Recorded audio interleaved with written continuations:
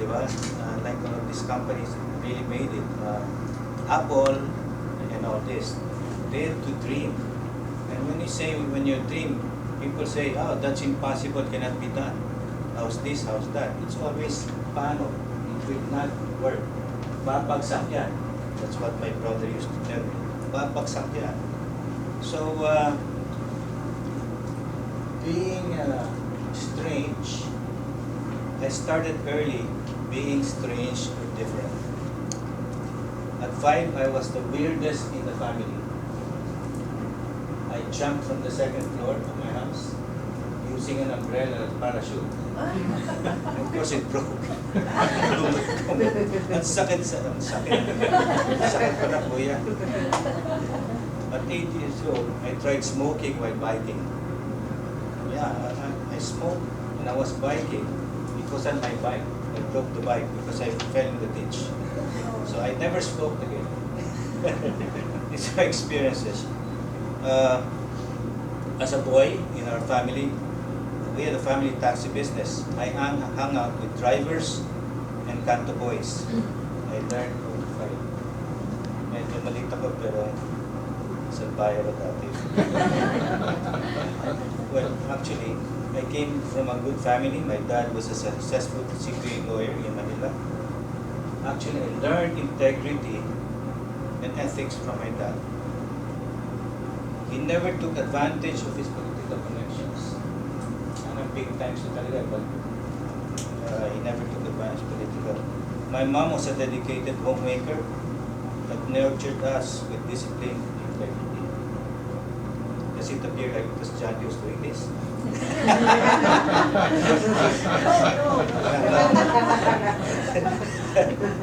Sabi niya, dapat may sequence siya na the Atilanos of Zamboanga City were big time before. They were in politics, owned many buildings, malls, had radio, newspapers. In fact, there's a tourism attraction there that's called Camp Jose Atilano. That's my grand lolo. It's named Jose Atilano. It's very famous in Zamboanga. As a boy, I said, I will be the more famous Atilano of Manila. I said, I'm gonna beat these Atilanos there. So, mayabang na ako, balik pa ako. By the age of 35, I was the more famous Atilano of Manila and Hong Kong. Not this guy side.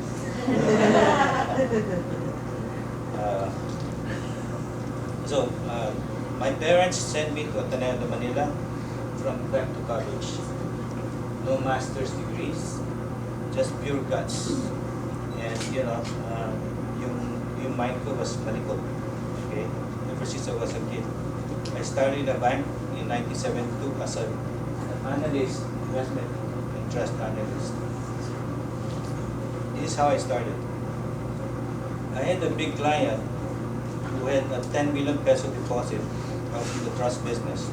I asked him, what do you do? He said, I'm an insurance agent and I work 16 hours a day. I said, yeah. I would like to do that. But I ended up joining the guy because I wanted to be rich.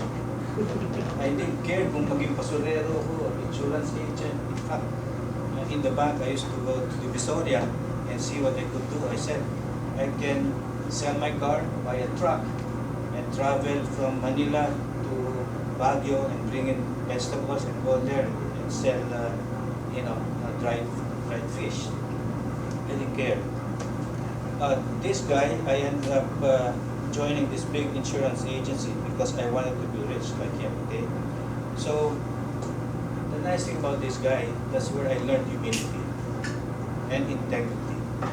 He was my mentor. He taught me the Bible. He had a 10 million deposit. I said, boss, why don't you live in Forest Park? 10 million? You have 10 million in the bank. You could buy a house in Forest Park for 800,000 at that time. He lived in an apartment which he owned. He had a 8-door apartment.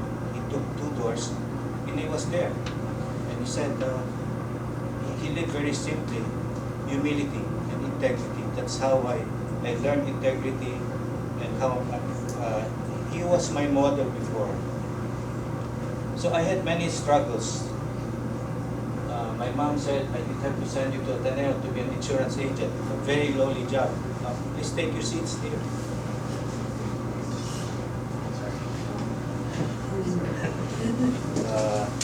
Friends made fun of me. It wasn't easy.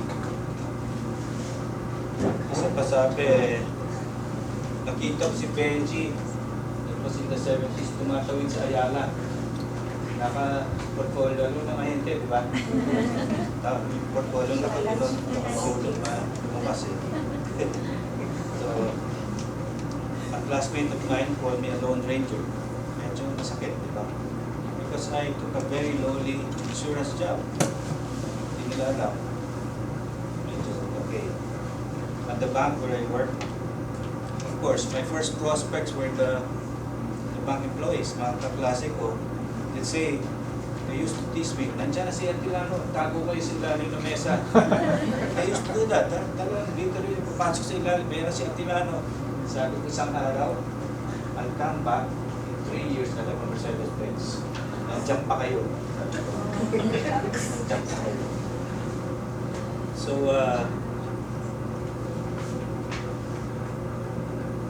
in the course of, wala na po dyan.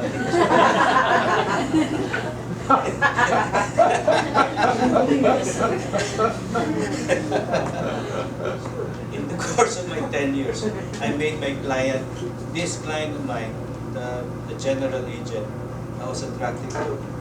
I made him richer, much richer. Remember, he refused me before. He refused me before because I looked very young. Since I had the banking experience, I designed a unique product. Ito na, mga unique products na hindi alam ng industry. Alam sigurado ni Top Victor. I designed a unique product called an insurance trust. At the time, it was unheard of. So what I did, it was the first actually ever partnership between a bank and an insurance company.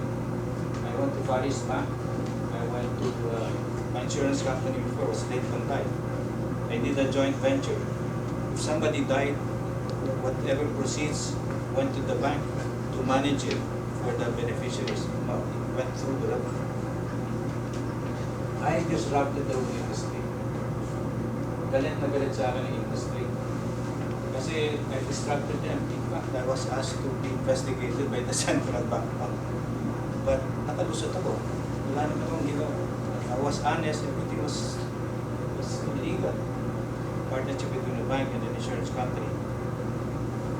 3 years later, in 1975, I had a Mercedes-Benz. With a driver. Plus 2 cars. Isang brand new Toyota. The Mercedes-Benz was really good. And a house. Ito nakakatawa. Naka-Mercedes-Benz ako. Nakatipa ako. Yabang ko. P5 ko. This is the pipe I bought before. At 25 years old, I had a pipe. Yabang ko eh. So I still have the pipe. Yabang ko dati eh. I always thought big eh. I was 25 years old. I was a kid.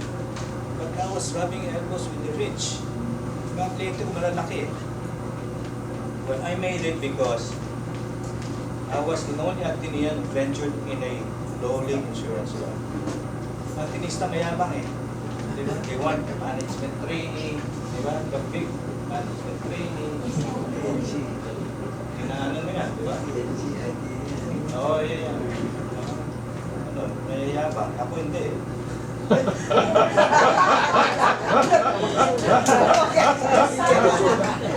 Ang ganda niyan, I focus on the high-end market, high network market. I used my Ateneo contacts, especially the Chinese market. I went where the agents did not go. Binondo, Nabotas, Caloocan, kabisado ko yung Binondo. Parada ko sa eskolta, sa ilalim ng tulay. Lalakad na ako, Luna, nandun, lahat ng mga kliyente malalaki, mga Chinese, mga Taipan. Na-insure ko lahat, wala akong kalaban eh. Diba? Eh, ako lang yung I think I was the only one who was that educated. Usually, mga insurance agents were barbero, pwede ka yun. Barbero ka, di ba? Kaya ako, kinuha ko yun. So, I didn't care. Sabi ko, I just wanted to make money.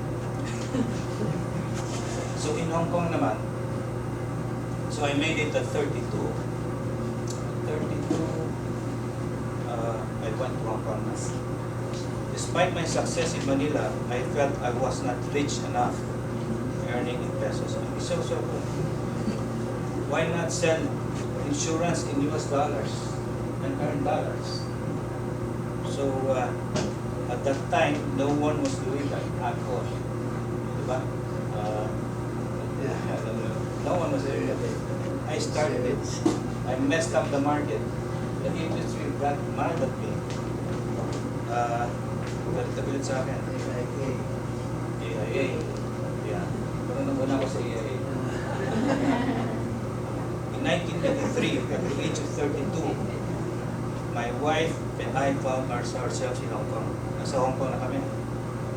We partnered with a prominent British insurance institution which supported my idea. We heard of Eagle Star in Hong Kong. Zurich. I started Zurich from zero. Anyway, yeah, Hong Kong. I shared a cheap 500 square foot flat. Ano yun, di ba? Paano kaliit? Kaliit na 500 square foot. 40 square meters. Diba? In a red light district called Langkoy Phong Na. Langkoy Phong Na. It was very noisy at night. Kasi sa gabi, red district eh. Ang ingay-ingay. Daming Pilipina to. Kasayaw-sayaw. Tapos, my office table was my bed at night.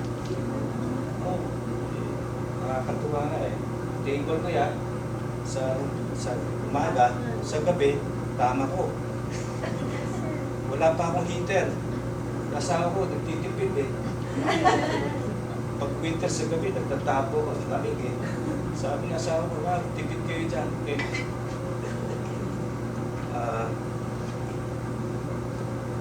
I had many struggles in Hong Kong. The British insurer was a new entrant in Hong Kong. A product which was designed to be a portable and global product was unheard of. I could insure anyone, anywhere in the world, regardless of residency. If you have insurance, you apply in the States, they will decline you because you're not the resident. Diba? Even here, if you're not a resident in Manila, you're an American, they will not give you insurance. The same thing. Ako iba. I made it global. I said any person, any resident, any nationality could be given insurance. That's mine. I was the only one doing it. So I was 20 years ahead of my time. My insurance plans were denominated in yen. Wala pang gumagawa nun. Diba, Dr. Big? Gumagawa ba ng yen insurance? Wala. 1983. In yen, in dollars, in Deutschmarks, and pound sterling. I had a basket of currencies. I was selling that. Medyo unheard of. Mahirap talaga. But I had to educate. I had to educate the market, the brokers. Ang hirap. My clients had to fly to Hong Kong to verify my insurance. Although this insurance company was the biggest in UK before, they were a new entrant in Hong Kong. So I never heard. In fact, the insurance company was even bigger than Jardine. But that is the advantage. It was difficult. So let's start with Manila. I started in Manila, yung aking test pilot project ko. So I was looking, I had my struggles in Manila. Ano ba susunod? Nakakalantala ko. Ninoy Aquino. Oh. At that time in Manila, in 1983, Ninoy Aquino was just assassinated. So hirap ibenta yung produkto. Diba? The Philippines was bankrupt. Yeah, diba? He was the Senate Secretary for 3 administration, Mr. Gora. father of John. The Philippines was bankrupt. The central bank had no dollar reserves. Currency exchange was strictly controlled. Ito, do you remember that? Diba? Oh, nasa Hong Kong ka na. Ginoon to central bank. Meron pa. Pero kinontrol yung PIN. Diba? So the Chinese dollar soldiers were either killed or imprisoned. Yung PIN. Diba? You remember that, diba? Not yung PIN. Sorry. Nawala. So, by 1984, I had my first lucky sale in Manila. He's still a client now. He owns, he's a partner of Ayala. He's the biggest in Cora. Iboga. He's got 2,000 hectares there. So in 1984, I had my first break. But the premium got lost in transmission. Binlock market ko eh. Diba? Nung araw, binlock market. Bawal eh. So naiyak ako. I never told my wife. Kasi I kept it to myself. Baka maawa sa amin eh. First sale ko pa lang. Nawala pa. So babalik ko yung perang to.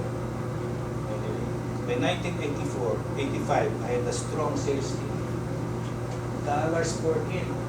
Sabi ko, wow, sarap nito ah.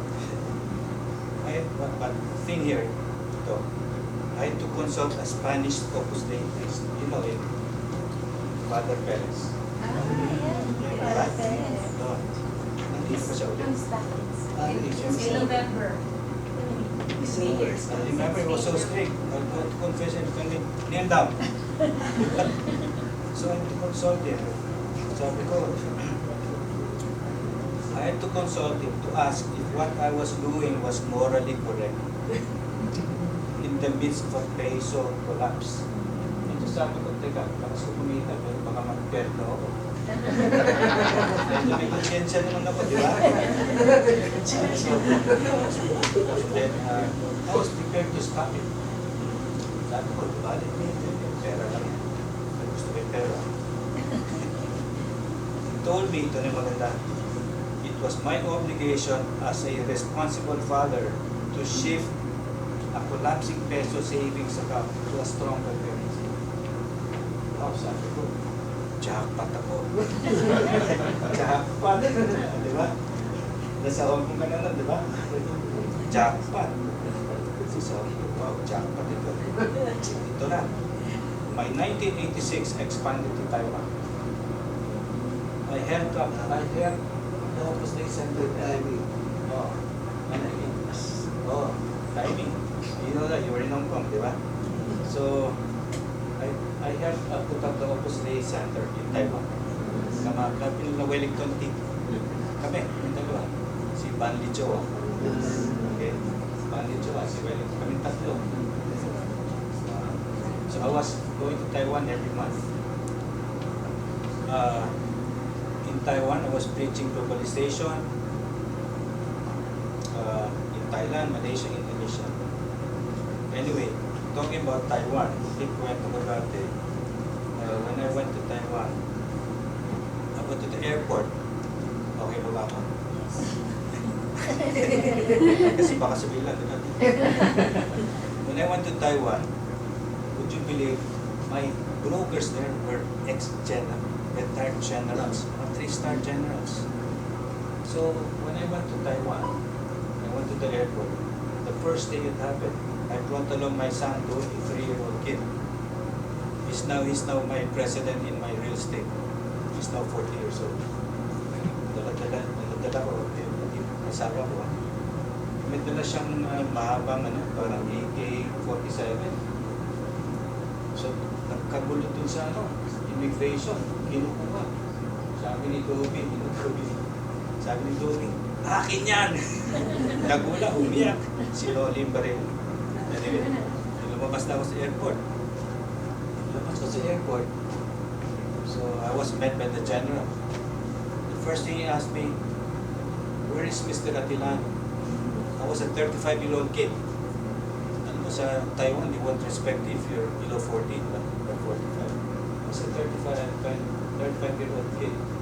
And I looked young, I had hair. Eh, medyo gwapo yata ko dati. Medyo lang. So, sabi ng general, first question, always, is this your Dutch business? The first thing is, where is Mr. Atilano? That's me.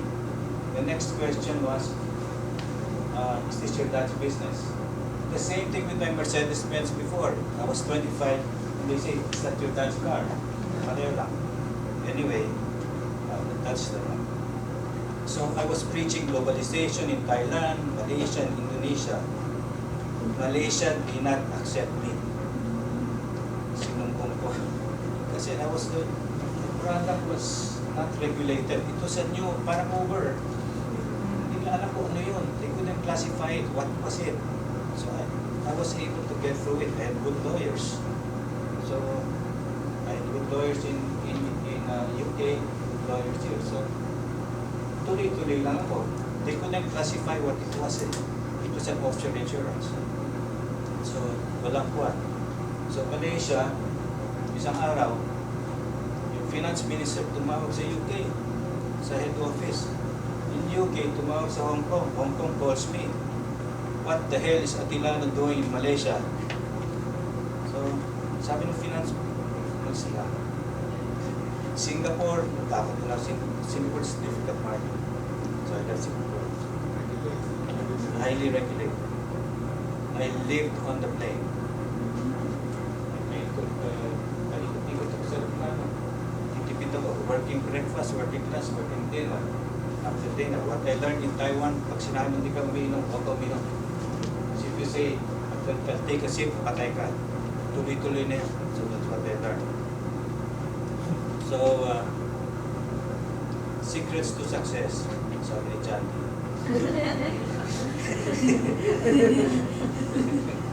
After 41 years, One Finance now is the leader in offshore insurance in Hong Kong and has a significant presence in the Asia Pacific region. Medyo, at that time in the 80s, I was bigger than Manulife and Sun Life. Pero unfair naman, sila peso. I was in the foreign currency. But I had a tight group. We are the first stop of European insurance institutions who want to increase the presence in Asia. Kasi I made it big in Asia. So pag may mga bagong entrant, yung UK companies malalaki, they will come to us first. And gusto namin, kapapin namin. In an industry where brokers normally close shop after 5 years, we're still here after 41 years. We're still going strong. So usually kasi in Hong Kong, usually they only stay for 5 years and then they collapse. But if they're really, really huge, they're bought by Citibank, Credit Suisse. I was offered by Credit Suisse, Zurich, and Citibank. Sabi ng asawa ko, pag binenta mo, wala ka ng trabaho. Sabi ko, 30% lang. So nila, they wanted my client base. Sabi ng asawa ko, sige, bigay mo dyan. Isang araw, wala ka ng trabaho. So hindi ko na ginawa. Usually, mga asawa ko, sumayan. My wife and I manage our money, getting great integrity and humility in our children by example. Excellent credit is foremost. Doon kami magaling. Finance. Pag mahina yung finance mo, bagsak. Tama?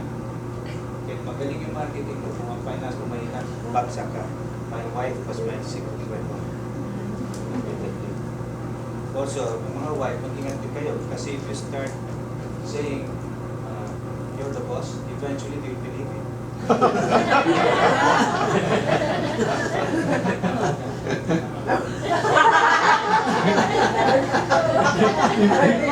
Even if you don't say it.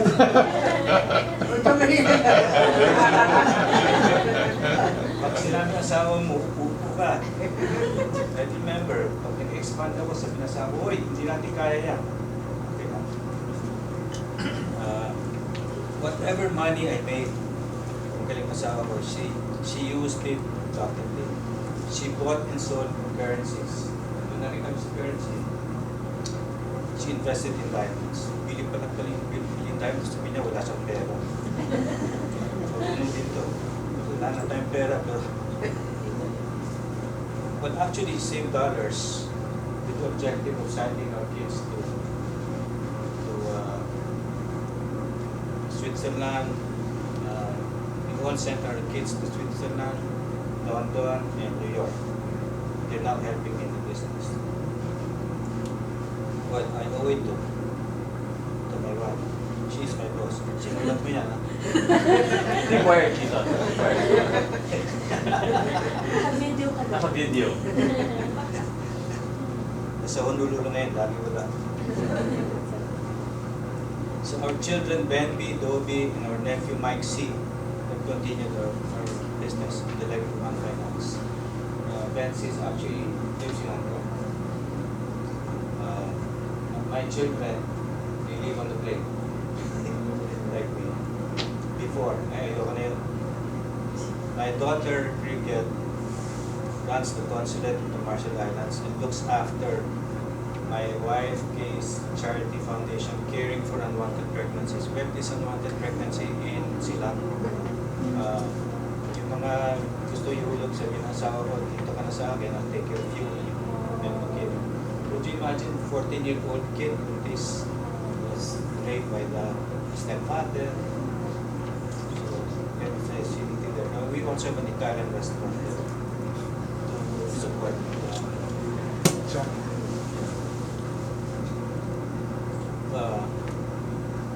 Marami kaming pamilya. We have with us 20 to 40 years na sa amin. Esther in Hong Kong. My niece Ria is over there. She runs the HR. What? Line servicing. Line servicing.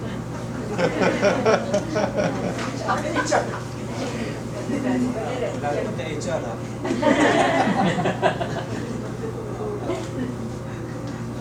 Well, my niece Ria, Melinda has been with us for 40 years. Damian, 30 years. And their departments, they're very, very efficient. What I did when Francis Sebastian, Francis, diba? He's now the chairman of Metrobank. Anyway, I was with him before. Sabi kay Francis, ang dami niya stock to. Sabi ko, Francis, puro mo mga stock sa Manila. Diba? That's what I did also. So I treat them like family to continue our legacy of integrity, ethics, and professionalism. Yan lang ang namin sikreto. Huwag ka manloko ng tao. The rest who competed with me, they all collapsed because they played around with the money. Kami, our premiums have come to us, paid straight to the principal. Kasi as a broker, we're allowed to keep the money afloat for 90 days, di ba? I never did that. Paid straight there. I didn't want to play around with that. So that's also a secret for success. So again, those who go against the grain are the ones who make it big. Apple, Twitter, Netflix, di ba? They disrupt norms. I enjoy disrupting norms. I enjoy what people hate. I don't hate them. I love them, but they hate me. Sinira ko sila. Imagine, if you have, let's say, ang mahal ang insurance dito sa Hong Kong mura. So they fly to Hong Kong. They have to fly to Hong Kong to get it. So otherwise, hindi pwede. Sabi na insurance industry dito, they regulated it already. You have to fly to Hong Kong. So, ano ba sinabi ni Jong?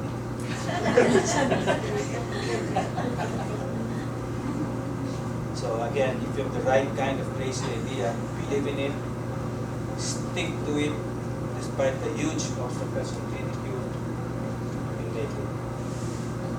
I'm telling you my story to show you that you can do it too. You've got to be different and stick to it. Kaya pinapagtawanan ko. But people made fun of me. from here to Hong Kong is everywhere. In Taiwan, ganun din.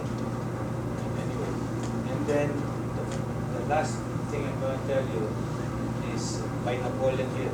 He says, whatever the mind can conceive and believe, it will achieve. Ingat kayo sa mind. Kasi ang mind natin, inutil yan eh. It doesn't know if it's, you planted a coconut tree or a banana tree, it will just grow it. Di ba? So we better be careful with our mind. That's all the mind I'm sharing. Thank you.